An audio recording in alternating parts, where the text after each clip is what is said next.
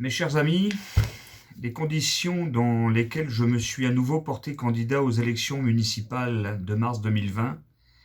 étaient non seulement connues de tous, mais elles avaient été acceptées par les personnes qui ont fait le choix de me suivre en figurant sur la liste. Dans le cadre de la campagne, je n'ai aucunement caché mes motivations, comme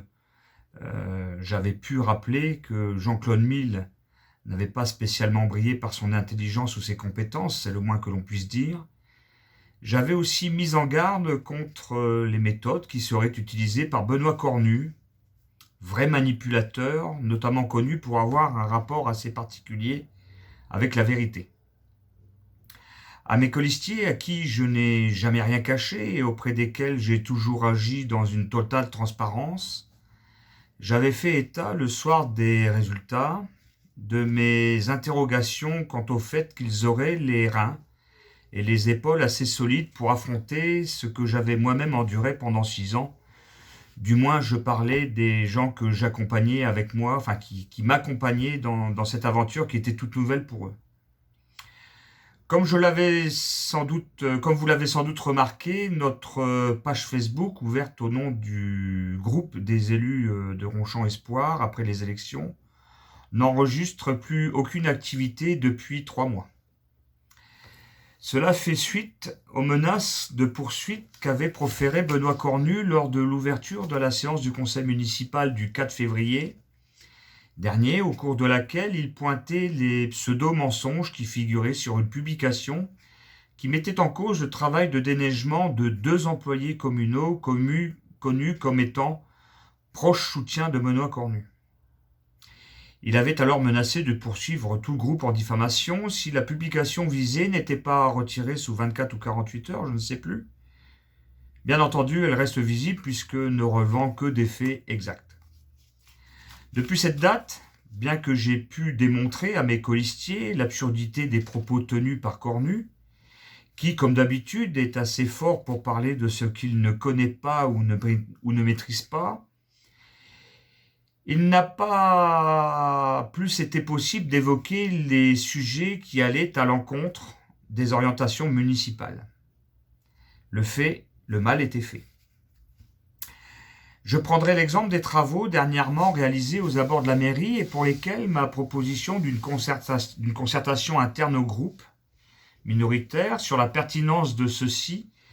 n'avait pas été possible au motif que cela s'inscrirait, selon notamment David Filâtre, dans la critique, alors que leur réalisation pose question, d'autant plus que le conseil municipal, vous l'apprendrez, n'a jamais été associé de près ou de loin à la réalisation de ces travaux. Autre exemple, il n'a pas non plus été jugé pertinent de soulever les agissements d'un ouvrier de chantier qui, lors de ces mêmes travaux, s'amusait à puiser de l'eau dans le Rhin avec le godet d'une pelleteuse, alors que l'accès de ce cours d'eau est restreint pour les administrés, pour la déverser ensuite sur un véhicule de chantier, le tout filmé par, semble-t-il, un ouvrier de chantier, et mis en ligne sur Internet. Drôle d'amusement. Enfin, au lendemain d'une réunion du conseil municipal des jeunes, il n'a pas été possible j'avais pu faire ce commentaire, mais il n'avait pas été jugé opportun que je rappelle que si les jeunes du conseil municipal dénonçaient au cours de cette réunion le problème de sécurité des arrêts scolaires, que moi-même je dénonçais depuis 2007, sans qu'à aucun moment et sans qu'à ce jour aucune réponse n'ait été apportée aux parents des familles concernées. J'en veux pour preuve l'absence d'avancées significatives dans le dossier relatif à l'implantation de l'arrêt scolaire à Gratry, dans le délaissé de route, au bas de la route royale, qui montre, s'il en était encore besoin, les manipulations et les mensonges de Cornu à l'égard des familles concernées et qui avaient pourtant été reçues en mairie et devant lesquelles, je rappelle, des promesses avaient été faites. Mais là encore, en politique, on peut chacun vérifier que les promesses n'engagent surtout que celles et ceux qui y croient. Consécutivement à cette situation, les nouveaux élus qui siégeaient à mes côtés depuis les élections m'avaient donc demandé de nous réunir afin de discuter du sens de leur engagement, du contenu de la page Facebook ou de son fonctionnement, et plus précisément du groupe d'opposition. J'attends toujours que cette discussion ait lieu, alors que je n'ai jamais, en ce qui me concerne, et malgré les contraintes professionnelles auxquelles je suis confronté aujourd'hui en raison de la situation liée au Covid-19, sans qu'il n'ait jamais été possible de pouvoir nous rencontrer les quatre comme cela m'était demandé. J'ai encore pu constater, malheureusement, lors de la réunion du dernier conseil municipal, au cours de laquelle j'avais dû quitter la réunion en raison justement de mes contraintes professionnelles, que les trois élus qui siègent théoriquement à mes côtés ont tous voté le budget de la commune qui avait été présenté par Benoît Cornu, approuvant ainsi, de fait, les projets et les orientations budgétaires présentés par la municipalité. Alors que sur nombre de sujets ou sur nombre de problèmes, il y a matière à dire, ou il y a matière à discuter, ou il y a matière à pouvoir démocratiquement avoir un avis différent. Enfin, le 22 mars dernier, la secrétaire générale de mairie m'apprenait que David Filâtre participait à des réunions clandestines avec la majorité. Alors s'il m'avait bien évoqué qu'en plus de sa participation aux réunions d'appel d'offres, commission à laquelle il a été désigné membre titulaire, s'il m'avait bien expliqué qu'il participait aussi à des réunions de chantier, jamais il n'a été question de réunions dans le suivi des travaux tels que ceux qui peuvent être réalisés dans le cadre d'une commission, et sans qu'à aucun moment, depuis qu'il participe à ces réunions de travail avec la majorité municipale, il ne fasse état des discussions relatives aux travaux de cette commission, que ce soit à moi-même ou que ce soit à Marine Levray ou a fortiori à Raphaël Bruchon. Le problème qui se passe, c'est que depuis le début du mandat, jamais de commission travaux n'ont été créées par le conseil municipal, raison pour laquelle j'évoque la question de ces réunions clandestines. Et ce qui pose question, c'est de savoir pourquoi David Filâtre ne fait jamais état, du moins à ce jour, à qui que ce soit, des dates des réunions ou du contenu des réunions auxquelles il participe avec la majorité municipale. La situation à laquelle je suis aujourd'hui confronté engendre donc une neutralisation de la communication et de l'action de la minorité municipale, et donc une neutralisation de ma communication et de mon action. Et je ne peux plus continuer comme cela, puisque en l'état, je ne peux plus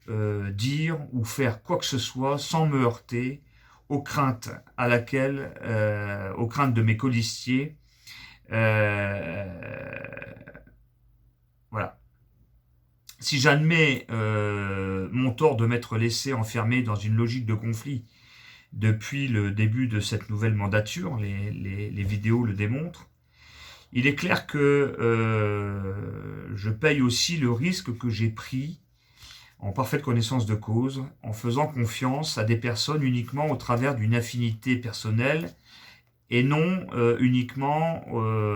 en cohérence avec un hypothétique engagement politique. La liste que j'ai constituée et qui m'a permis d'être à nouveau candidat et d'exercer à nouveau un mandat municipal a été réalisée dans une logique uniquement de victoire. D'où l'inquiétude que j'avais exposée auprès de mes amis au soir du résultat des élections, nous apprenant que nous avions perdu, puisque j'emmenais avec moi des gens qui n'ont aucune expérience ou qui n'ont aucune connaissance du mandat municipal, du moins dans l'exercice de celui-ci dans le cadre d'un mandat d'opposition, surtout dans le contexte dans lequel il s'exerce à Ronchamp. Or, on ne combat pas, les faits montrent qu'on ne combat pas une dictature comme celle qui est en place à Ronchamp et comme celle à laquelle nous sommes confrontés, en composant avec elle ou uniquement au travers de bons sentiments, mais en ayant une cohérence politique et surtout une convergence d'esprit. Un esprit de solidarité qui, aujourd'hui, force est de constater, n'existe pas. Car si je considère qu'effectivement, on ne doit pas faire de politique dans la gestion des affaires d'une commune, notamment une commune comme Ronchamp, face à Cornu, il n'y a pas d'autre choix que d'assumer ouvertement ses idées et ses opinions. Lui fait de la politique, lui agit et réfléchit dans un contexte politique. Donc si nous voulons faire face utilement à Cornu, il devra y avoir, pour la prochaine fois, si tant est qu'il y ait une prochaine fois, une cohérence politique. L'avenir nous dira rapidement si, ou au plus tard dans 5 ans, puisque pour Sylvain Durpoy, il a fallu attendre la fin du dernier mandat pour constater effectivement ce que je dénonçais depuis quelque temps au conseil municipal sous l'ancien mandat, qu'il avait effectivement rejoint la majorité municipale. Ça s'est vérifié en fin de mandat et voire même lors des élections, puisqu'il avait quitté le groupe de Gilles Meyer pour rejoindre par opportunité ou par intérêt personnel le groupe que menait Cornu. L'avenir nous dira si, comme je le pense, David Filâtre a accepté une éventuelle offre de service pour intégrer la future liste de Cornu pour combler un manque de compétences évident en matière de travaux, Sylvain Durpoy étant loin d'être une flèche en la matière, et s'il lui aura été proposé de remplacer ou non un adjoint vieillissant et incompétent, à l'image de Roland Duru. En ce qui concerne Raphaël Bruchon, si je peux comprendre qu'elle puisse penser à son avenir professionnel après s'être reconvertie en formatrice et exerçant désormais au sein du même établissement scolaire que fréquente Cornu, je m'interroge sur le fait qu'à aucun moment il n'ait été possible de faire preuve de la franchise et de la transparence à laquelle je me suis astreint, comme il n'a manifestement jamais été possible de se rendre disponible alors que, d'un autre côté, on savait se rendre disponible pour participer aux actions du fleurissement. En attendant, le combat pour moi continue et je n'entends nullement renoncer car je ne conçois pas continuer à siéger dans un groupe dans lequel on ne peut plus faire ou dire quoi que ce soit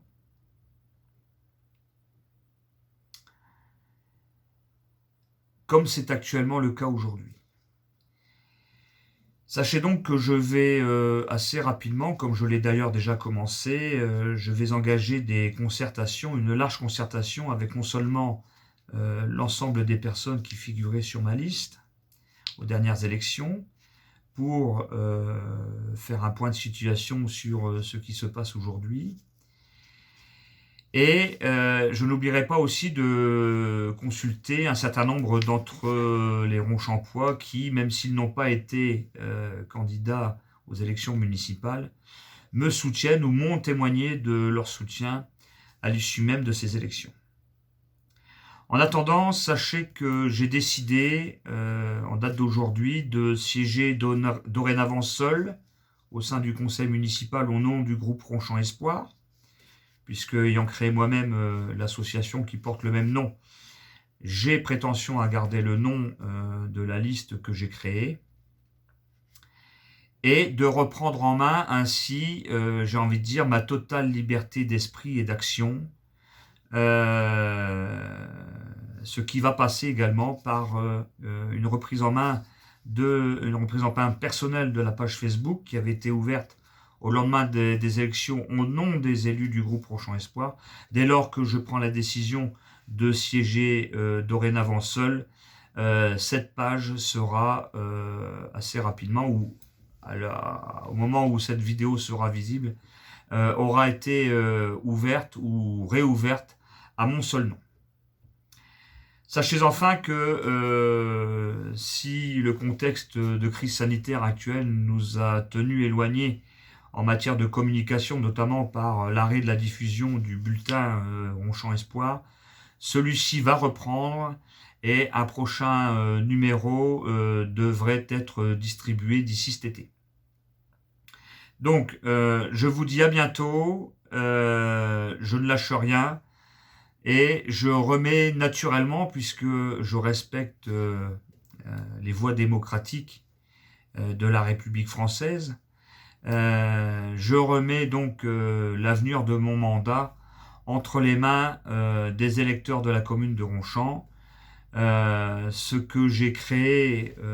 seul au cours du dernier mandat, eh bien, je vais tenter de le recréer seul au cours de ce mandat qui a débuté dans des conditions assez particulières. À bientôt.